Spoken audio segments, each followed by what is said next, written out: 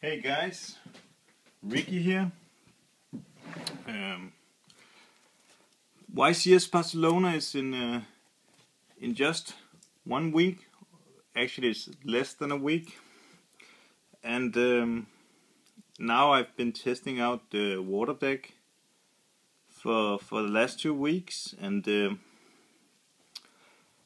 deck is so good.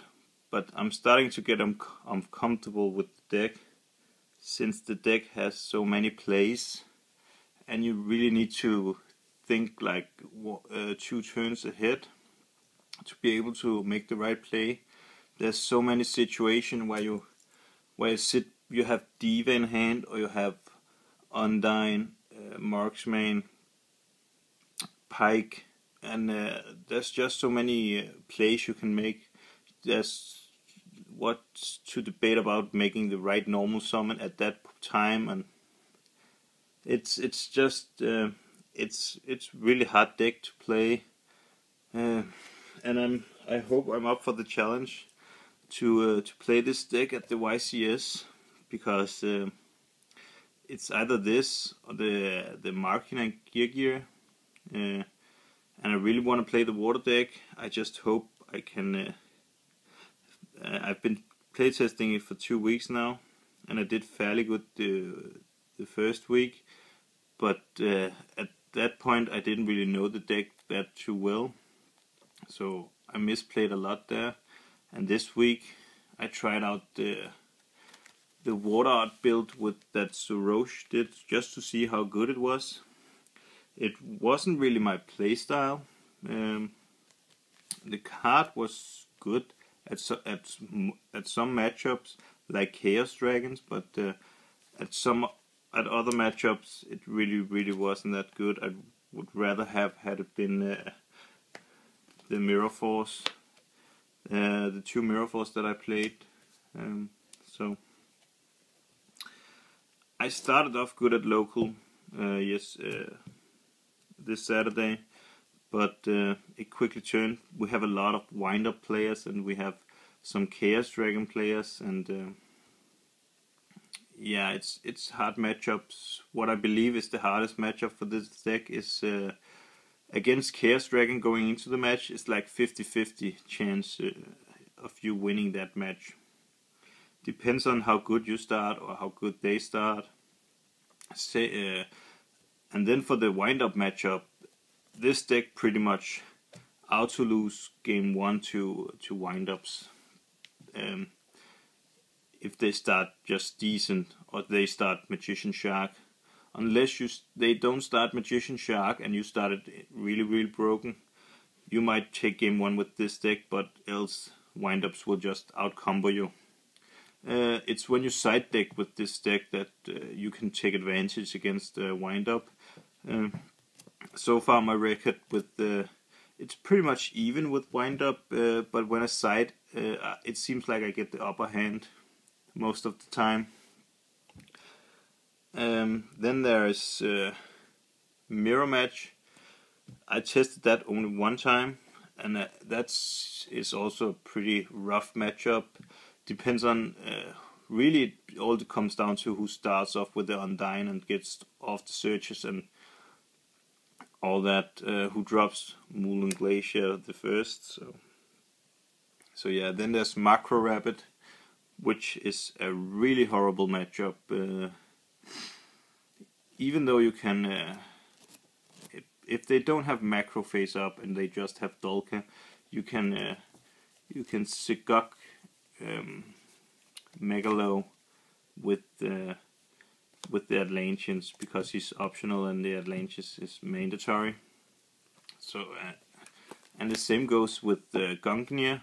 When you pitch for Gungnir, and there's also that. So, but when they get up Macro Cosmos, it's pretty much a really rough time for the deck. That's why I still like Raigeki Break.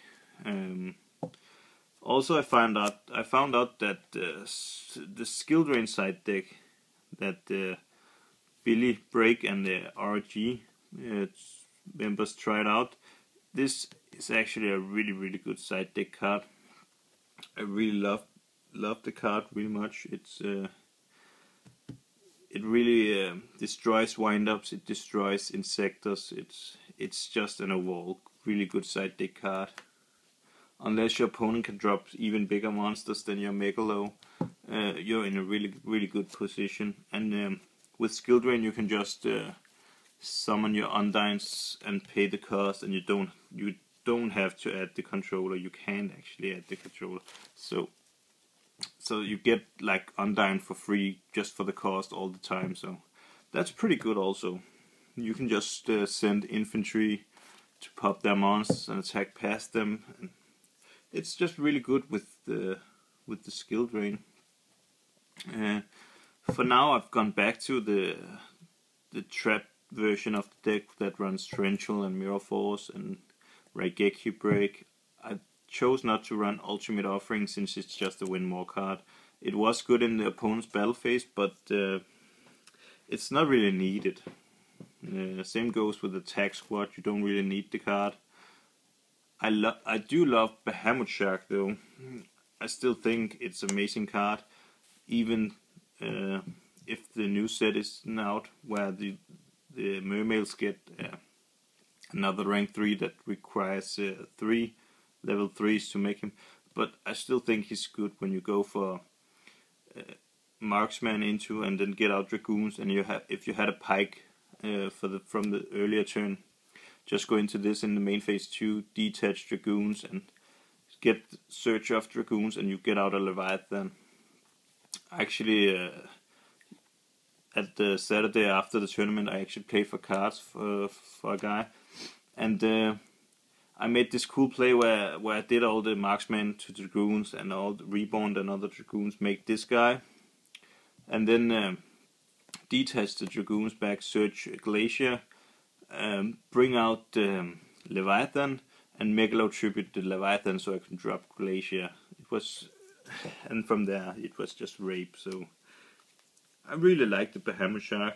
There's some situation he's better than Dweller, but Dweller is also a really good card. He's the one I go into most. Not much has changed right now for my main deck. I'm starting to cut down on the deck. I ran 42 cards. I've recently cut it down to 41. I really want to run 40 cards, but I really like track. I use track to go into every time I drop track. I use him to get over Thunder Kings, or I use him to exceed into rank 3s like Tim Tempo. Most of the time, every time I drop track, I just make Tim Tempo. It's like the best situation ever every time. So I really like Tim Tempo in the extra deck. I've cut down on the divas. Now I'm only rank 2. Since I'm still running 2 salvage, I really think you only need 2. So you have the 2 divas that are searchable, and you can bring them back with salvage. So that I had to cut, and now I'm running 3 of her. She's so good. So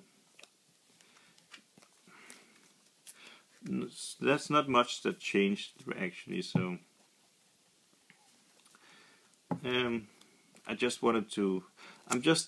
It's so hard to play the deck.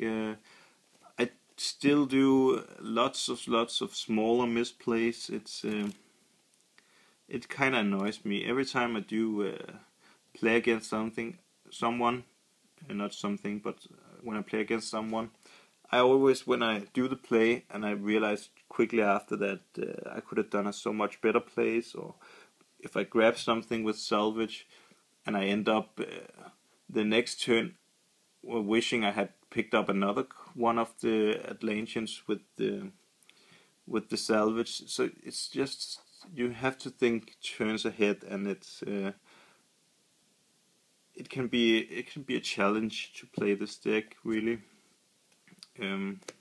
Side decking is really hard with the deck because you don't want to run the synergy in the deck.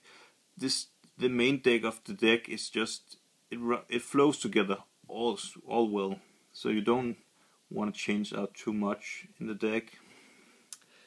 I really hope that when I'm on the hotel, I get to play test it enough so I kind of get away with that I don't misplay all those smaller misplays all the time.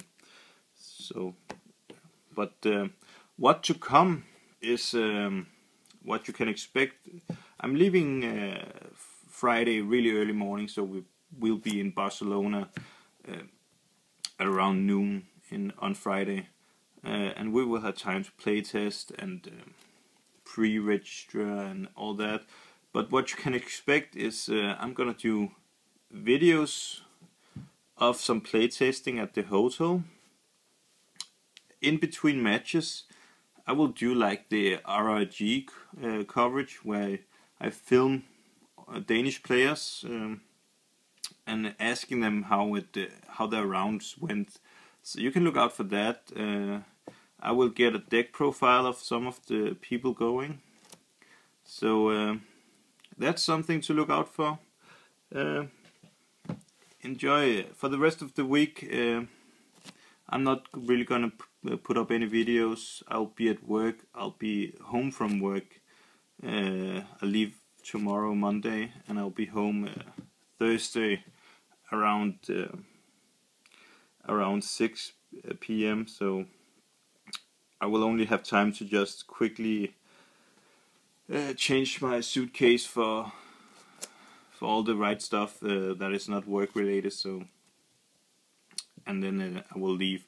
Might post a video on Thursday night. I might do a casual duel video of us playtesting, but yeah, look out for Saturday, Sunday videos, because I will do in between rounds, asking them deck profiles and hotel playtesting, all that stuff. Maybe I'll even do a recap video of all the, and I'll also do vlog. I will video log everything. I will show you the city, everything. So look out for that, guys. Not much more to say. So see ya.